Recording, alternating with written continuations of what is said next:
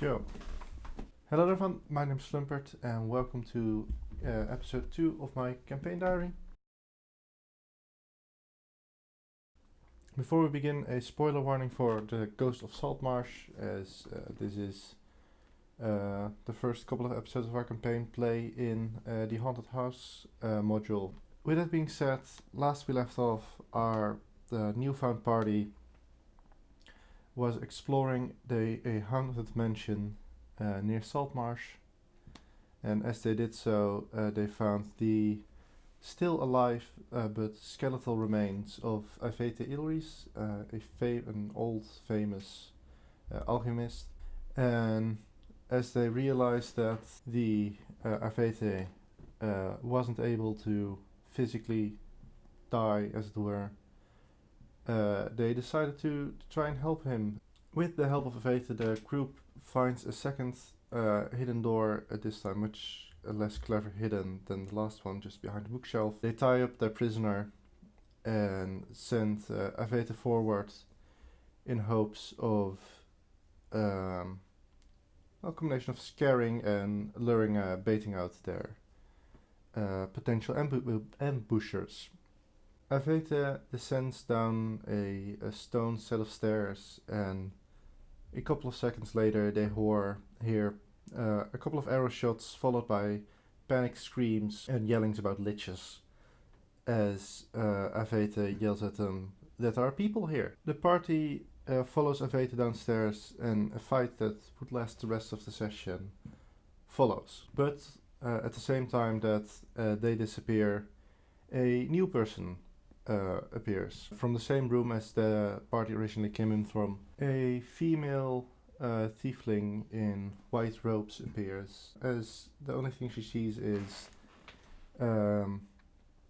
the heavily wounded pirate being tied up. She immediately assumes that the pirate is likely the victim here. She sneaks up on the pirate, who at this point is barely conscious and is still heavily wounded. She asks the pirate a couple of questions, but she doesn't get any good answers from them. So instead, she decides to take a good look over the wounds, make sure they're cleaned up correctly, and then she sneaks downstairs after the party, who at this point have been making a serious effort in pushing the pirates back. Cooper and Kieran and Triticure have been charging deep into the caves. Jamian, Avete, and Triticure have been shooting the enemies from distance. After they push in a bit further, Jamian actually recognizes one of the pirates as Sambalet, a pirate who is quite well known in Saltmarsh. He has a bounty of about 200 gold on his head, dead or alive. And he also knows that Sambalet is a part of a larger group of pirates. He doesn't work, well, he obviously doesn't work alone, but he works together with a couple of other big names. Those names exactly he can't remember, but he does know that this operation here might be a bit bigger than they originally thought.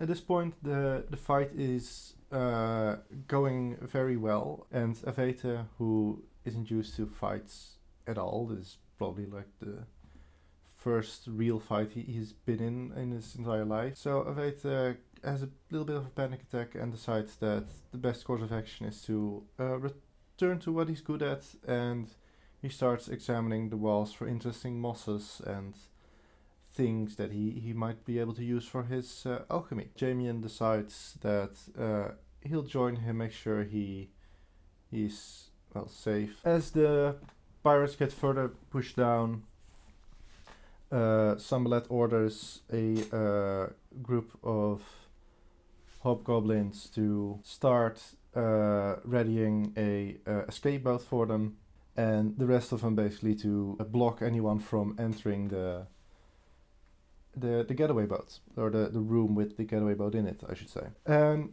so the party's advance is a bit stopped, gets a bit to a halt,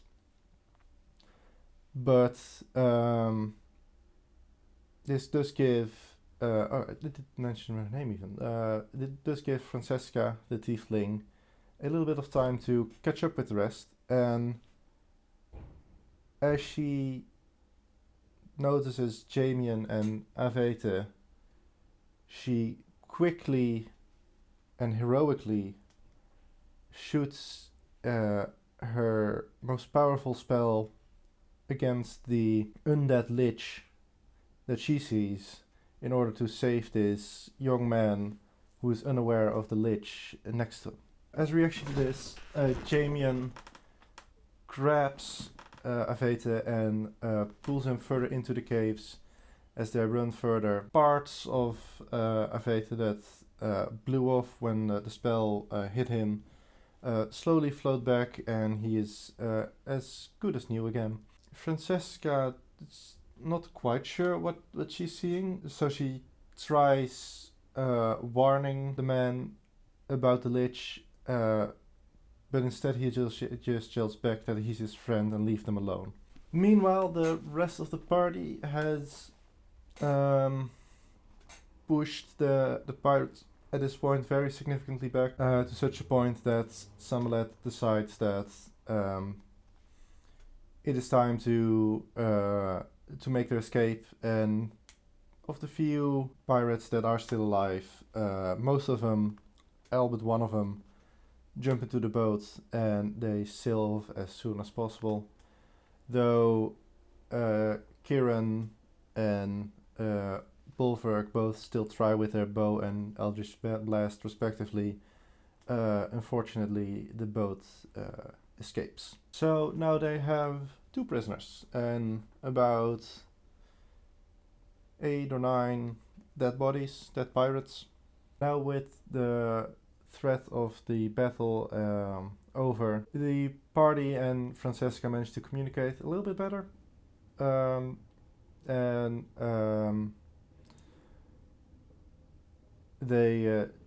They explained to her that Avete's situation, and with that,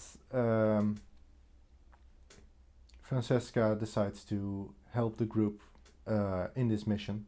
But before they can go further with that, they at this point have 2 prisoners and an awful lot of dead pirates. So they take a bit of time to talk about how to handle that, and they decide that before they will bury them or in some way send them off, they decide to that they should ask the sheriff of the town just to be sure if there are not any bounties on these people.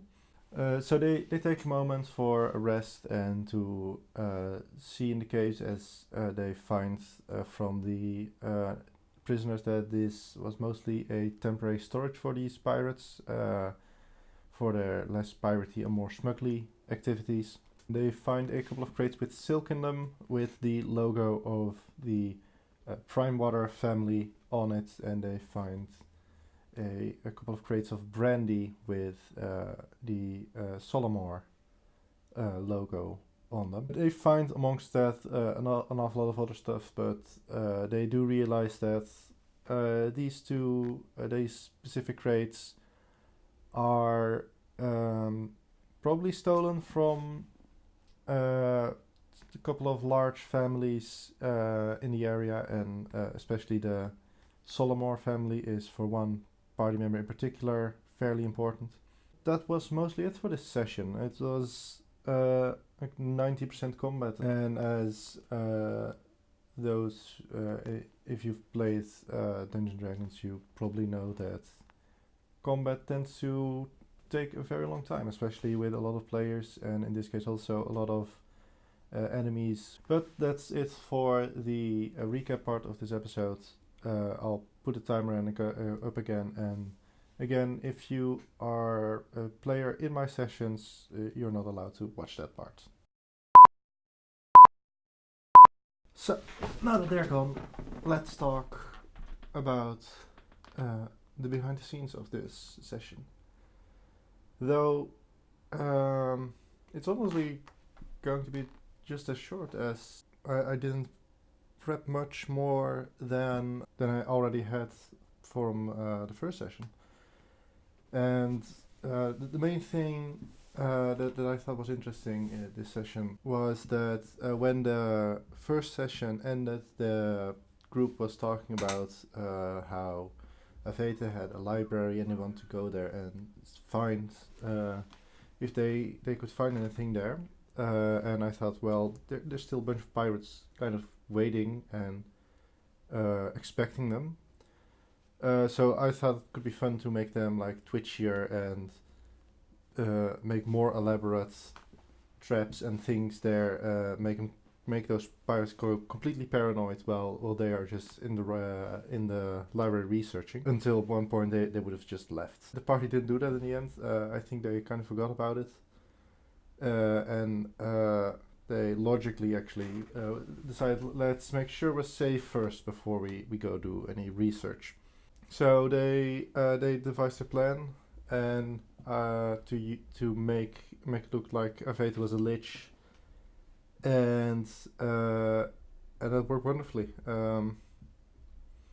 The pirates panicked and they started directly retreating. I should also introduce Francesca, the tiefling grave cleric that just entered the room. She was raised in a small temple together with a group of orphans. She is technically non-orphan, but I'll get back to that.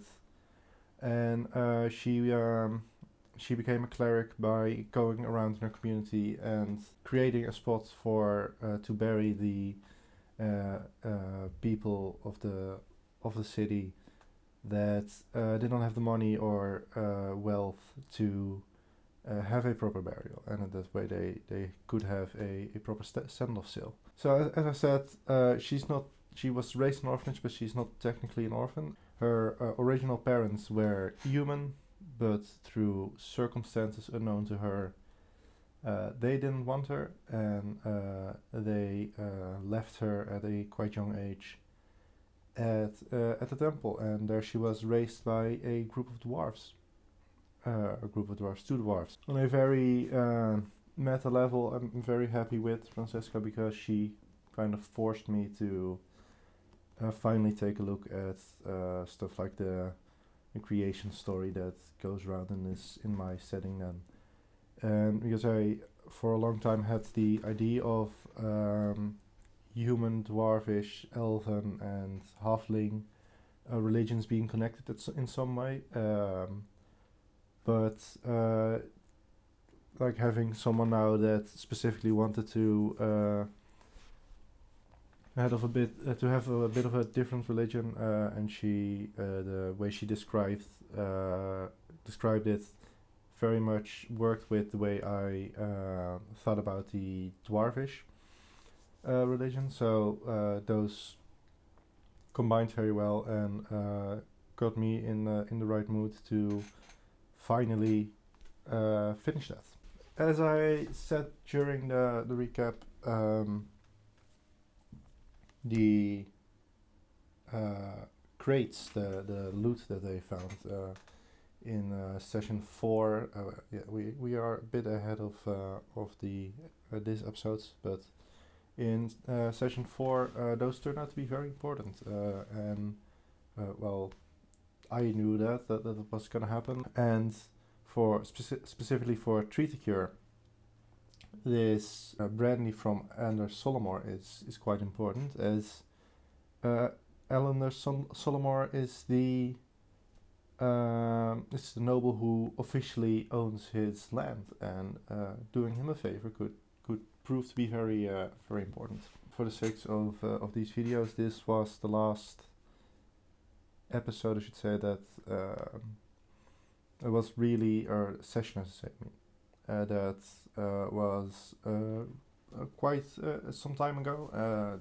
The session 3 and 4 have been, well, at this point they've also still been a bit away, but we are rapidly catching up. I think after one session 4 should be up at the time that session 5 about starts, because we do 1 week my game, another week another player's game.